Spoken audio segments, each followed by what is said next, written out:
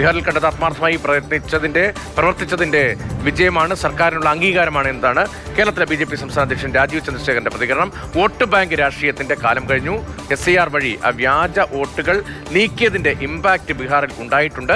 വ്യാജ വോട്ടുകൾ നീക്കം ചെയ്യപ്പെടും എന്നതിനാലാണ് കേരളത്തിൽ കോൺഗ്രസും CPM-ഉം SIR-നെതിരെ നിലപാട് സ്വീകരിക്കുന്നതെന്നും രാജീവ് ചന്ദ്രശേഖർ ആരോപിച്ചു. ആത്മാർത്ഥമായ ഒരു സർക്കാർ ജനങ്ങൾക്ക് വേണ്ടി അവിടെ അധ്വാനിച്ചാൽ അവർക്ക് ജനങ്ങൾ ഒരു മാൻഡേറ്റ് കൊടുക്കുന്നു. അതാണ് അവിടുത്തെ ഒരു മെസ്സേജ്. തല്ലിപ്പൊളി എത്രയോ കൊല്ലമായിട്ട് കോൺഗ്രസും RJDയും അതുപോലെ തന്നെ CPM ചെയ്യുന്ന ഒരു വോട്ട് ബാങ്ക് രാഷ്ട്രീയത്തിൻ്റെ കാലമെല്ലാം കഴിഞ്ഞു. അവിടെ ഒരൊറ്റ പേര് കട്ട് ചെയ്ത് ഒരൊറ്റ പേര് അപ്പീൽ ചെയ്തില്ല. എന്താണ് അതിൻ്റെ കാരണം അതൊരു ഫേക്ക് വോട്ടറായിരുന്നു. വോട്ടർ ലിസ്റ്റിൽ ഫേക്ക് വോട്ടർ കയറ്റിയിട്ട് ഇതുവരെ രാഷ്ട്രീയം ചെയ്യുന്ന പാർട്ടികളായിരുന്നു RJDയും കോൺഗ്രസും.